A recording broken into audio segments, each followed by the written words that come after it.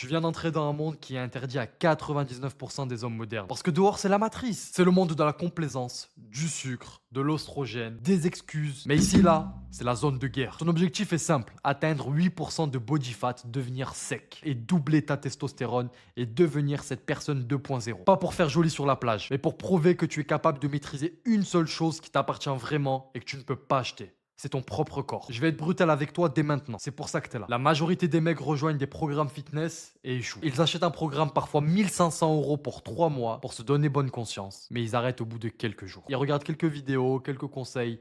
Mais dès les premières difficultés, ils craquent et ils arrêtent. Ils achètent une astuce, une pilule magique.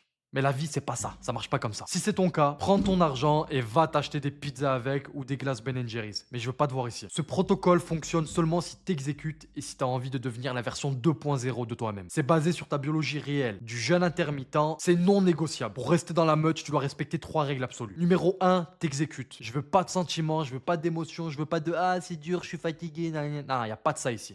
Ici, on fonctionne à la discipline. Le temps de transformer ton identité. Parce qu'au début, oui, t'es motivé. Mais après, ça va devenir un peu dur. Et si t'es pas discipliné, tu vas craquer. Mais t'auras pas tout le temps besoin de devenir discipliné. Parce qu'au bout de plusieurs semaines, tu vas tout simplement devenir cette personne qui ne craque pas et qui ne mange pas de merde. Et ça sera facile pour toi. T'auras pas besoin de discipline. Tu seras motivé à manger correctement parce que t'auras pas envie de manger de la merde. Donc, quand je te dis jeûne, tu jeûnes. Quand je te dis tu manges que de la viande, tu manges que de la viande. Quand je te dis tu manges des légumes avec des œufs, avec de la viande ou des sardines, bref, peu importe, t'exécutes et basta. Tu négocies pas avec le plan. Règle numéro 2, tu ne te victimises pas. Comme je t'ai dit, interdiction de chouiner dans les commentaires. Ah, c'est dur, j'ai faim, c'est fatigué. Oh, oh, oh, oh, oh, oh.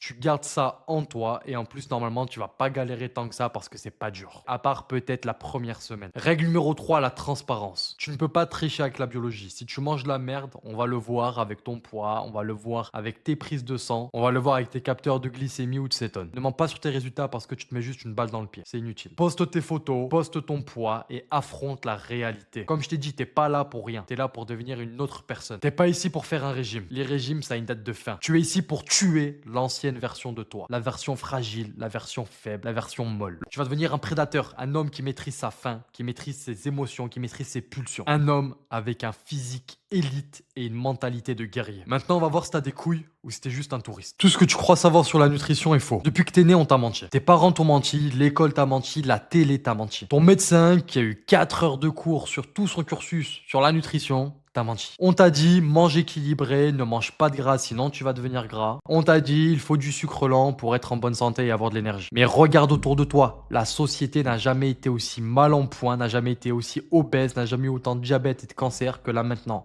Alors que c'est là maintenant que justement on mange le plus de céréales, le plus de légumes, le plus de choses ici. Pourquoi? Parce que justement les conseils officiels ne sont pas conçus pour ta santé. Ils sont conçus pour l'économie pharmaceutique. Regarde ça.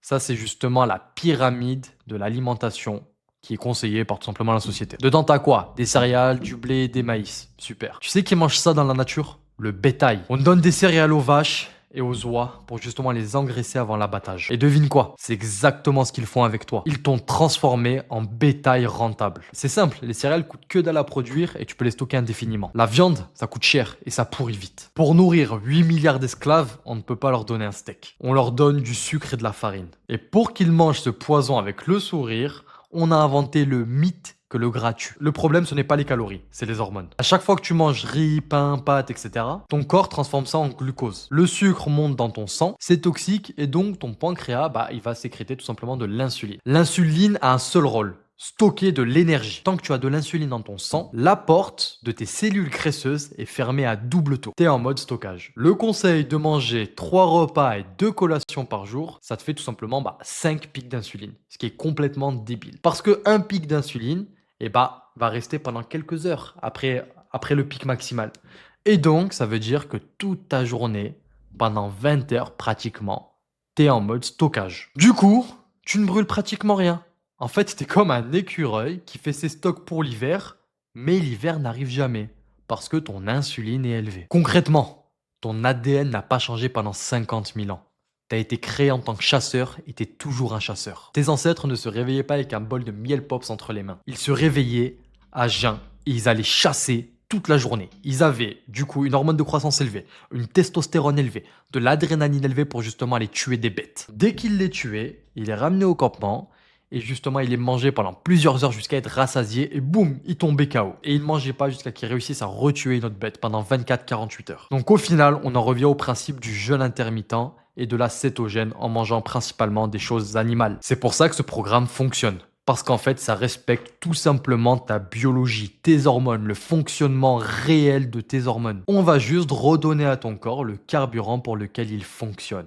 Des protéines, des graisses, et du coup, tu vas les puiser dans tes propres graisses avec le jeûne, etc. À partir de maintenant, quand tu rentres dans un supermarché, tu vois les choses. Tu comprends que 99% des choses qui se trouvent dans les rayons, sur les étagères, c'est tout simplement du poison qui est bien décoré avec des couleurs qui te donnent envie justement de les acheter. Donc oublie la modération, oublie l'équilibre, parce que c'est justement cet équilibre-là qui te fait retomber, qui te crée le yo-yo. L'abstinence est plus simple que la modération. Et je te promets que c'est vrai, parce que regarde, la moyenne des gens aujourd'hui est gras, est pauvre et est dépressif. Donc il ne faut pas être dans la moyenne. Il faut être dans l'extrême. Pourquoi 8%? Pourquoi ne pas s'arrêter à 12%, 15%? Ce que les médecins appellent un poids santé. Parce qu'à 15%, t'es invisible. Regarde autour de toi. La norme, c'est d'être mou, d'être flasque. Un homme avec du gras sur le ventre, des poignées d'amour et un visage rond, c'est la norme. On voit ça partout. C'est le dad bod, ce qu'on appelle le ventre de papa. C'est le physique de celui qui a abandonné et qui s'est satisfait. Quand tu ressembles à tout le monde, personne ne te respecte. Ton physique envoie un message au cerveau reptilien des gens en face de toi, qui est: cet homme ne sait pas se contrôler, il ne sait pas se respecter et il s'en fout de son corps. Cet homme est inoffensif. Et un homme inoffensif, c'est pas un homme, c'est un meuble Ikea. La plus grande différence entre 12% et 8%, ce n'est pas tes abdos, même s'ils seront plus visibles.